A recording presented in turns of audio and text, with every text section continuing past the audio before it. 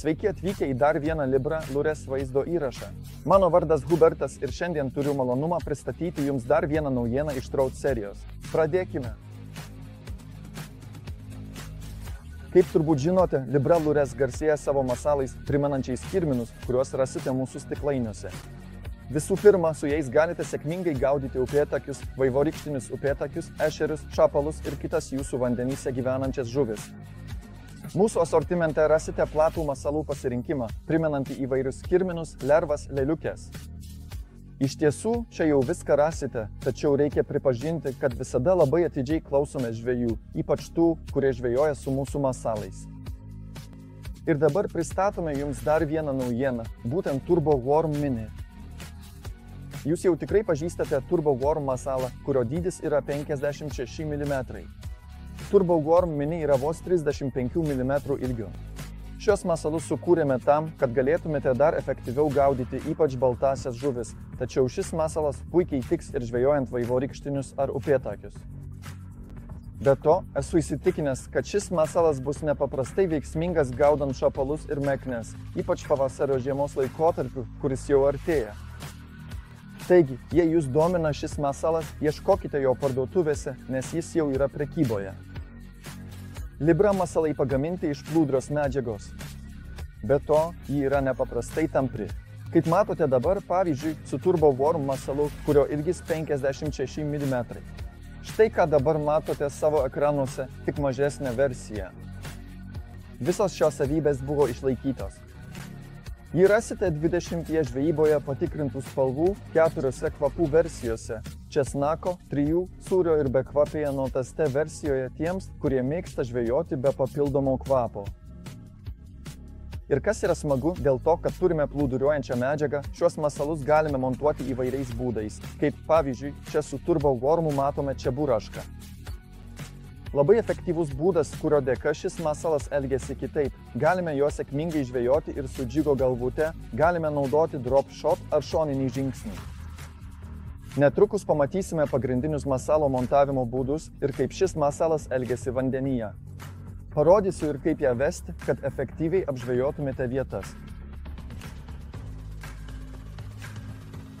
Ir matote, nors šis masalas yra mažas, tamprus, jis visada grįžta į savo pradinę, nepažeistą formą. Žiūrėdami į Turbo Worm pirmiausia matome kirminą. Kad sėkmingai žvejotume su kirminais, dažniausiai turime juos pajudinti savo meškere, kad jų veiksmingas judėjimas galėtų vilioti įvairias žuvis. Bet kas yra svarbiausia? Visų pirma, Turbo Worm atveju dėl to, kad čia yra panaudoti šie žiedai, kuriuos matote ekrane, tai yra masalas, kuris pradeda veikti ne tik įkritęs į vandenį ir lengvai stūksenant jį, netgi vien tik sukinėjant ritę, jis jau skleidžia tinkamas vibracijas, kad efektyviai viliotų žuvis atakuoti. Ir be pačios veikimo, čia visų pirma yra panaudota nepaprastai efektyvi medžiaga. Kai žuvis praplaukia pro mūsų masalą, jį tiesiog neignoruoja jo, o kai pradeda jį ragauti, be vargo jį įtraukia, nes masalas gražiai lankstosi, o be to ši medžiaga žuvims tiesiog patinka pagal skonį. Tai labai veiksminga. Daugelį metų testavome šią medžiagą, kad pasiektume tobulumą. Ir mums pavyko. Ir kas smagu, nors tai tikrai mažytis, vos 35 mm masalas, neslėpkime, tai tikrai mažas masaliukas. Dėl to, net jei pagausime kelias žuvis, galime be problemų toliau žvejoti toje pačioje vietoje su tuo pačiu masalu. Ši medžiaga yra nepaprastai patvari, todėl vienas masalas mums reiškia daug pagautų žuvų. Nors pakuotėje rasite net 15 mūsų masalų, jų tikrai pakaks ilgam laikui. Na, o dabar paklausykite, pereikime prie to, kaip apskritai paruošti tokius masalus žvejybai. Pats pagrindinis būdas tai džigo galvutė, dažniausiai wolframinė, kad masalas būtų gražiai pateiktas. Čia kabliuko ilgis. Rekomenduojame naudoti trumpesnius kabliukus nei šiame pavyzdyje, nes tada masalas dar gražiau lankstosi, kai švelniai jį pakilnojate. Tačiau nieko blogo nenutiks ir tuo atveju, jei naudosite šiek tiek ilgesnį kabliuką, nes tokių masalų taip pat galima sėkmingai žvejoti leidžiant jį žemyn. Be to, rekomenduoju naudoti būtent šiuos wolframo karoliukus. Ne todėl, kad jie būtų nepaprastai efektyvesni vien dėl to spragsėjimo, o todėl, kad įsivaizduokite, jei norėtumėte uždėti 1 gramo švininę galvutę, šis masalas iš esmės būtų tokio pat dydžio kaip ta švininė galvutė. O mums būtent ir svarbu, kad svoris būtų tik priedas, o ne pagrindinis šio masalo elementas. Naudodami wolframo karoliukus pasiekėme ne tik puikų subtilumą, bet ir gražiau pateikėme savo masalą. Ir štai čia galite pamatyti Turbo Worm veiksme. Švelniai timptelime savo meškerę, kad suteiktume masalui judesio, nors tai nėra būtina, nes iš tikrųjų pakanka lengvo pakilimo su ritės pagalba.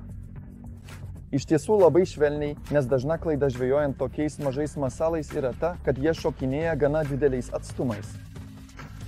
Per stipriai jais dirbame ir dėl to žuvys dažnai tiesiog atsisako pulti mūsų masalą.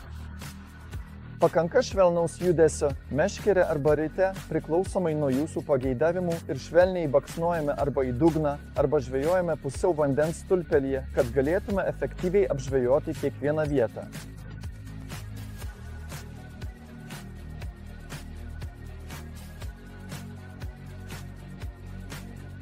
Klausykite, nuoširdžiai dėkoju Jums, kad pažiūrėjote šią medžiagą. Tikiuosi, kad Jums patiko ir tikiuosi, kad Turbo Worm Jums patiks, o svarbiausia, bus Jums sėkminga žvejojant. Jei norite daugiau informacijos apie mūsų masalus, viską rasite svetainėje www.libralures.com. Taip pat kviečiu Jūs prenumeruoti šį kanalą, sekti mus Facebook'e, Instagram'e, TikTok'e ir X profilyje. Ten taip pat dalinamės informaciją apie mūsų masalus arba apie tai, ką šiuo metu su jais gaudome. O jei norite daugiau tokių filmukų, būtinai parašykite apie tai komentaruose. Iki pasimatymo kitame įraše.